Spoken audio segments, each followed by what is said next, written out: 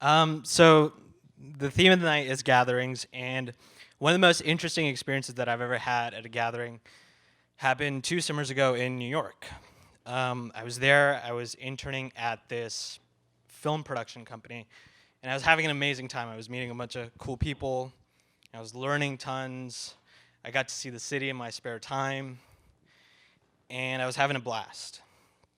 But it all sort of came to an end when one afternoon I got a call from the embassy, and there was a person on the other end who said, "I'm sorry, Ammar, there's been an administrative error with your work visa, and that means that you have to go back home next week."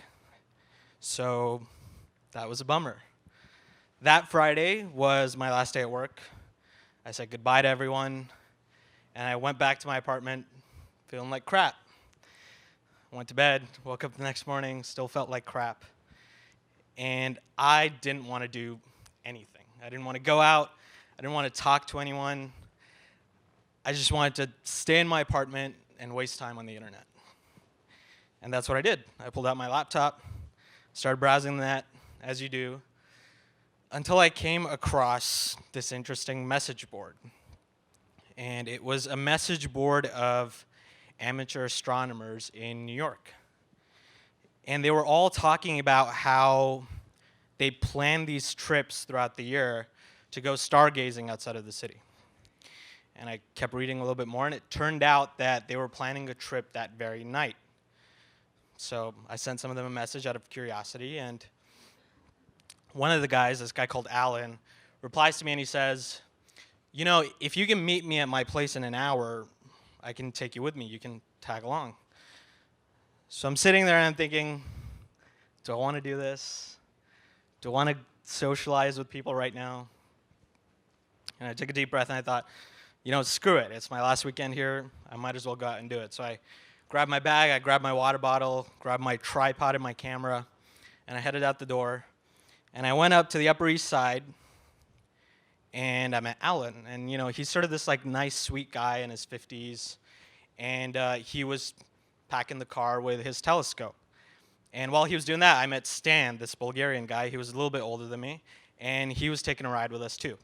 So Alan finishes packing the car, and he turns to us and he says, "Okay, we're going 3 hours north of the city to a place called North-South Lake."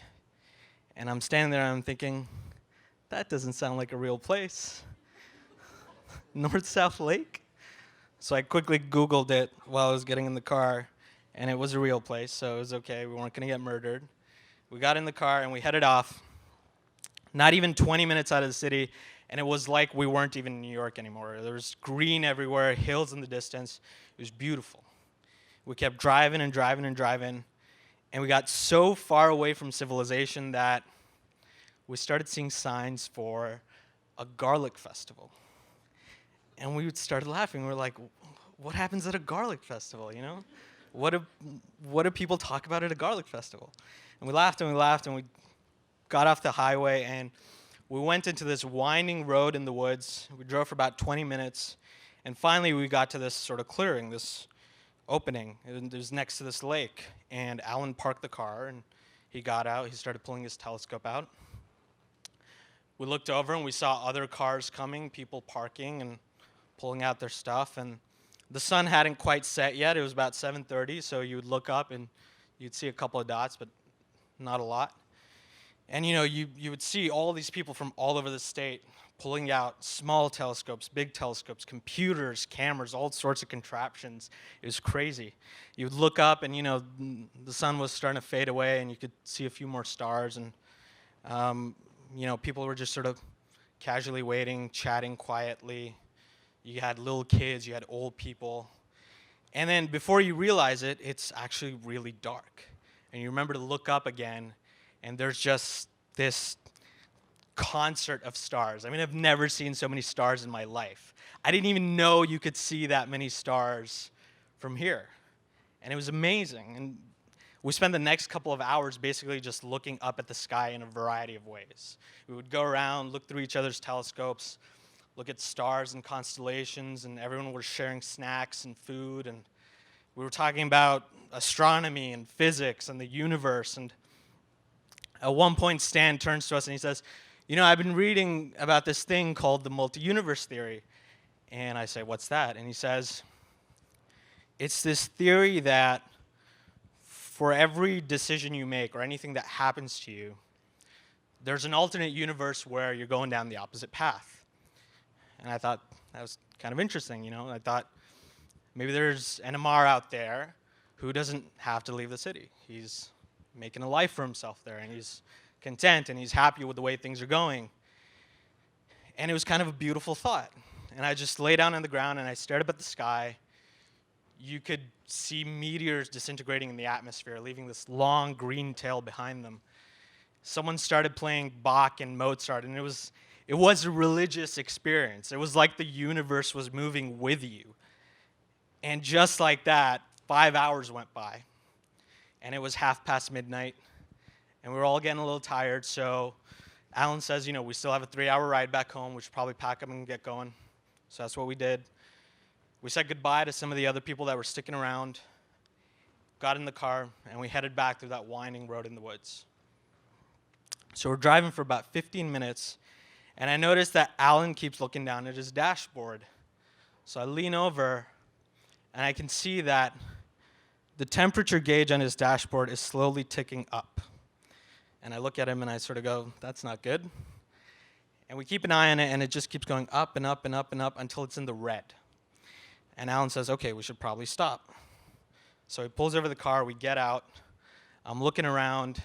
There are no street lamps, it's pitch black. We're in the middle of the woods, in the middle of the night. And I'm standing there and I'm thinking, this is the beginning of a horror movie. So he pops the hood, he has a look for about 30 seconds, and it becomes very clear very quickly that he doesn't really know anything about cars. So he unscrews the water tank, we have a look inside, and it turns out there's no water in there. So we go, okay, we know our problem, but what do? So he rummages through his bag, and he pulls out a bottle of Coke. And he unscrews it, and he's about to pour it in, and me and Stan are going, no. Look, we don't know anything about cars, but it's probably not a good idea to pour something carbonated in your water tank. This is not the time for experiments. But he just sort of looks at us and he goes, well, what are we going to do? And that's when I remember I still have my water bottle. And I haven't taken a sip. So I give it to him. He pours half of it in. He closes it up. We all get back in the car. We get going. Everything's good. Driving for 5 minutes. We're keeping our eye on the temperature gauge. And sure enough, it starts ticking back up again. And Alan sighs and he goes, it's going to be fine. It's okay. We're going to take it easy. We're going to drive slow.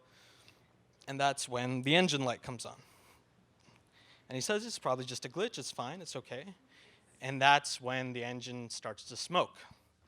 So luckily, just as this was happening, we got out of the woods and there was this little gas station there. There was this gas station just before this huge bend in the road that takes you all the way to the highway. And the lights were still on. So we pulled in, and Alan gets out. He goes inside the little store. He comes back out with a liter of antifreeze. And we go, what's antifreeze? And he says, I don't know. And he unscrews it, and he starts pouring it in the water tank. And me and Stan are watching this green liquid, and we start to hear a splashing sound. So we look under the car, and everything he's pouring into the water tank is gushing out the other end of the engine. Just this river of green coming out from under the car. And we look at each other and we go, this car's not going anywhere. So Alan's a nice guy, and he says, okay, first priority is we're going to try and find you two guys a ride home, and I'll call the tow truck company and figure it out. So he gets on the phone. He starts calling people that are still back at the observation site, asking them whether they're headed back this way or if they have room in their car to take us home. One after another, people say no, and then finally, he gets a hold of Marco. Marco says, don't worry, I'm just packing up. I'll be there in 20 minutes. We're going to figure out what's wrong with your car. So now we just have to wait. In the meantime, Alan gets on the phone with the tow truck company, and me and Stan take a seat on the curb of the gas station. And it's a pretty deserted place, but every once in a while a car will go by on its way to somewhere. So we see a car go by. We're hoping it's Marco. It's not. We wait 10 minutes. See another car go by. Still not Marco. We wait another 10 minutes. And that's when the lights of the gas station go out, in keeping with the horror movie theme. So the clerk comes out. He locks the store. He wishes us luck. He gets in his car, and he goes home. And so now it's just the three of us sitting on the side of this dark gas station, 2.5 hours away from the city. And Stan turns to me and he says, in another universe, Alan's car never broke down. And I'm getting kind of frustrated at this point. So I'm like, Stan, in another universe, we're dead. So it could be worse. So we're waiting. We see another car come in, and it pulls in, and finally it's Marco. He gets out. He has a look at Alan's car, and he comes to the same conclusion. This car's not going anywhere. And he turns to us, and he says, I've got room for one person in my car. And me and Stan look at each other. But we don't really argue about it because Stan has work the next day. So I say, you go. I'll figure it out. I don't have anything to do, so I'll sort it out with Alan. So he gets in the car. He barely squeezes in, and they're off. And now it's just me and Alan. So the tow truck company said they're going to call back in 5 minutes. They're trying to see if anyone's in the area. In the meantime, Alan decides, if this tow truck thing doesn't work out, maybe there's a motel nearby that we can walk to, stay there for the night, come back in the morning, figure it out then. So he starts looking up motels that are a couple miles away, and he starts calling them, and they're all full. And it turns out that they're all full because of the Garlic Festival. This is absolutely true. This is 100% true. That's what you get for making fun of the Garlic Festival. They're like the mafia of gatherings. So we're out of options, and Alan gets back on the phone with the tow truck company. I'm just kind of tired. I'm standing around. Another car goes by, and I look down at my watch, and I remember the time exactly. I remember it was 2:13 a.m. because right then I heard a really loud screech. And I look up at Alan, and I go, what was that sound? And he gives me the same look, and so I start walking past the gas station around this huge curve. And I walk a little bit, and I start to see smoke. So I walk a little bit faster, and I start to see rubble and debris on the ground. So I walk a little bit faster. And just at the end of the curve, down the road, I realize I'm looking at a car that's flipped over on its roof. So I start running. I drop my tripod and I drop my bag, and I just start running. And while I'm running, I remember thinking, why am I running? Is this safe? Is this really happening? And I called back to Alan, and I said, Alan, call the cops. and I hear back from behind me. He says, I'm still on the phone. Can you do it? Because he has no idea what's going on, right? So I'm running, and there's glass everywhere, and I slip on the glass just as I get to the car, and I open the door, and this woman falls out. And I go, are you okay? Are you okay?